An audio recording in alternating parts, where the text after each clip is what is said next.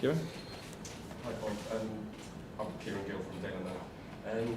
How are you feeling after last season? You managed to come back at the very end. So how are you feeling now? I think I'm, ready to go. I think having a tiny taste at the end of last season, really gave me that extra motivation to come back to pre-season with that fire in my belly and ready to go again.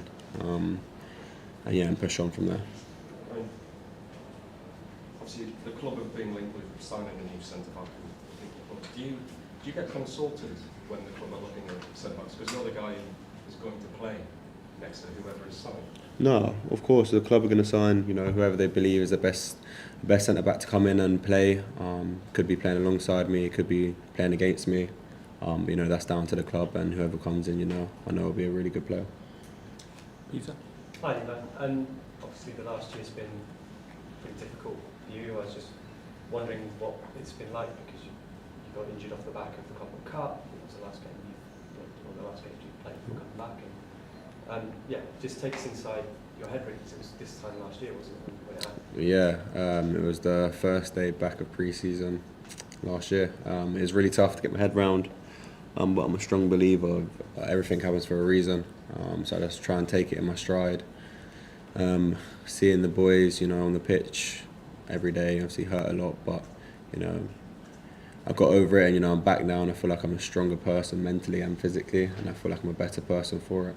I think when you've spoken previously about being on the sidelines, when you found it quite hard, and you had to take yourself away and find distractions and things. I was wondering if you had to do the same this time, how you sort of dealt with the process. Yeah, of course. I had to find something to keep my head on and trying to distract me when I could, because it was very tough. Not doing what you love to do every single day. You've got to find something new, and you've got to try and add some new characteristics to yourself, which I've done. And I think that's my advice for anyone out there. If you're going through a big injury like that, try and take your mind away from it and try and improve yourself in different ways, because that's the easiest way to try and get over an injury like that. Was it more tricky because you're watching the team, obviously the team, particularly second half of the season, really struggled, and you can't really get involved and help? Yeah, definitely. When you can't do nothing to affect the game on the pitch, you feel helpless, and that's how I felt at times. But luckily I've got a great team there that I can trust all the time and believe in to work hard and and try and win for me. Bobby, back right. Hi, Levi. How's it been so far working under Xavi? And I just wanted to ask, because we've obviously heard a lot about how his teams like to attack, but from a defender's point of view, what are the differences? What have you liked and working with him in the last few weeks? Yeah, it's an honour to play under a manager like him. He's been so good so far, especially with players like me, even like a defender, being able to have the freedom to play passes and show off your qualities on the ball. That's what I want to do as a defender. I like to create attacks and show off my passing range, which he allows me to do. So far, he's been really good to work under him. Training sessions have been good, and hopefully we can take that into tomorrow and show everyone how much we've improved. And have you got a preference playing three at the back or four at the back? Because obviously we've seen his Leverkusen team play with three. I was wondering if you had a preference. No, I don't have a preference. Whatever suits the team the most and helps us win the most games, I'll play whatever formation. I'm not fussed. Jack? You said you're a big believer that everything happens for a reason, you can take things for everything. I suppose while that can be true, it must have been a very difficult thing to get your head around, to work out what the reason for the injury was. Yeah, definitely. You tell yourself, everything happens for a reason, but you start doubting yourself. Because like I've said before, you come off winning the Club World Cup, feeling on top of the world, and then an injury like that happens. It's like, it kills everything, kills the momentum, and you're out for a long time. But you got to stay positive, you got to believe in yourself and trust the process, which I've done. And I felt like, that helped me a lot for when I did come back towards the last few games of the season, to be, strong and hungry to try and be the best player I can be and help the team the most.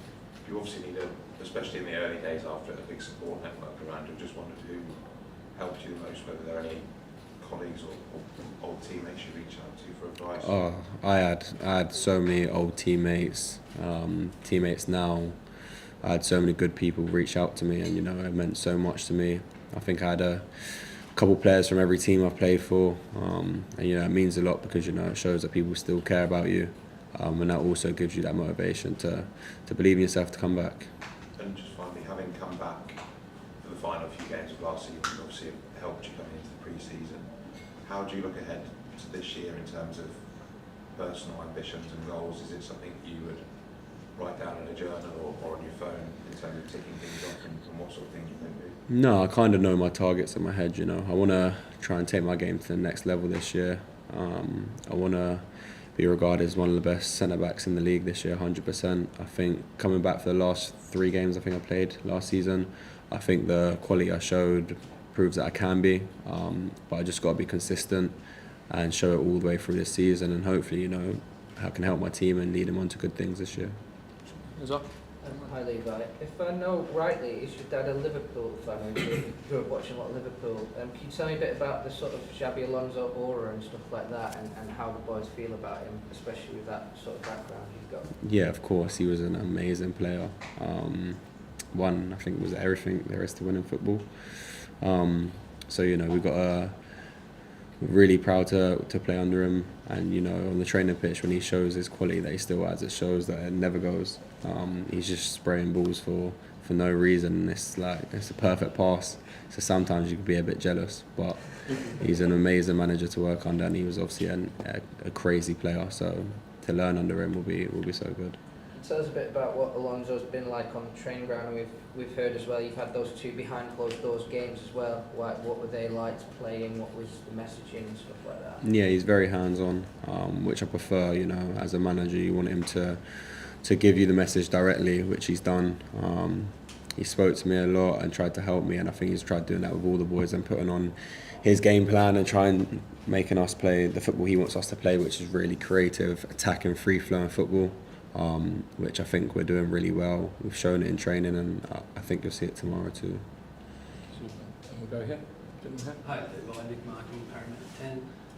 Look, you're speaking really positively about the impact that Xavi's had so far. So is there a genuine belief that this team can get back to where Chelsea fans expect you to be? Yeah, definitely.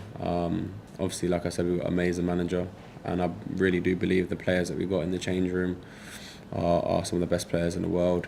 And when everything comes together, we can really be a strong force and push forward this season.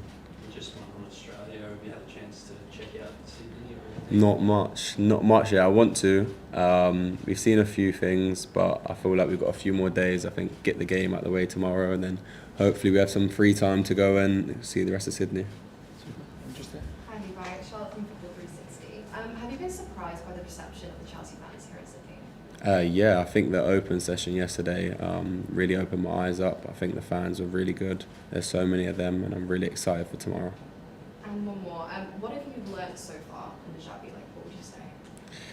I feel like it's just, you know, playing free-flowing football. I feel like I've played under a lot of managers that want you to be in the right position and be really rigid, but with him it's, you know, play what you see, find the spaces and really exploit them with fast pace, which I think's worked so far, and hopefully it carries on.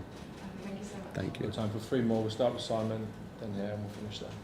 Hey Levi, obviously Chelsea are desperate to get back in the Champions League, but you yourself missed the chance of playing Champions League for the first time, so is that part of your personal hunger, let alone Chelsea's, to get back in the Champions League at the first attempt? Yeah, definitely. I think it hurt a lot last year that I didn't get the chance to play in the Champions League. You know, it's like every young kid's dream to get a chance to hear the anthem. So I definitely want to do everything I can to get the team back in there and hopefully have a chance to play next season in the Champs. And in terms of chats with Xavi, is he asked you, I know Reece is the captain obviously, but has he asked you to sort of be a part of his sort of leadership group and sort of step forward as a leadership figure? Yeah, I think we've got a leadership group, and I think he knows that, you know, I'll be a part of it, and the leadership qualities I have and how I like to help the team. I think we've got a few players that will be in that, and a few characters, you know, that will push every day, and I like to think that I am one of them.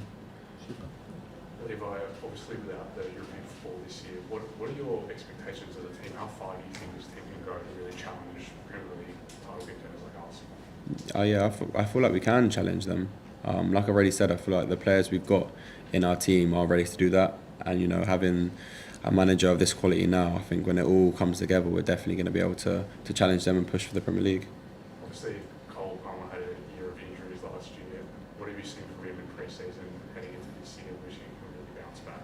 Yeah, we all know how good Cole is, and you see it every single day. Of course, last year was a difficult season for him with injuries, but you know we've never taken away the belief of how good he is, and he can turn it on whenever he wants. One final one here. David, Football 360 in Australia, just interested in how the atmosphere or the mood around the club has changed with the change of management this season.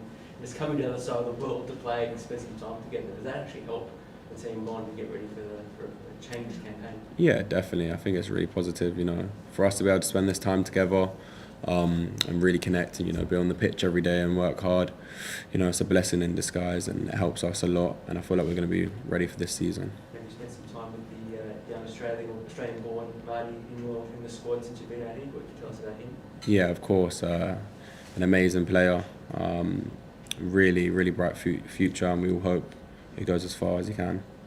Super. Cheers all. Thank you. Thank you. Thanks very much. Thank you. Cheers.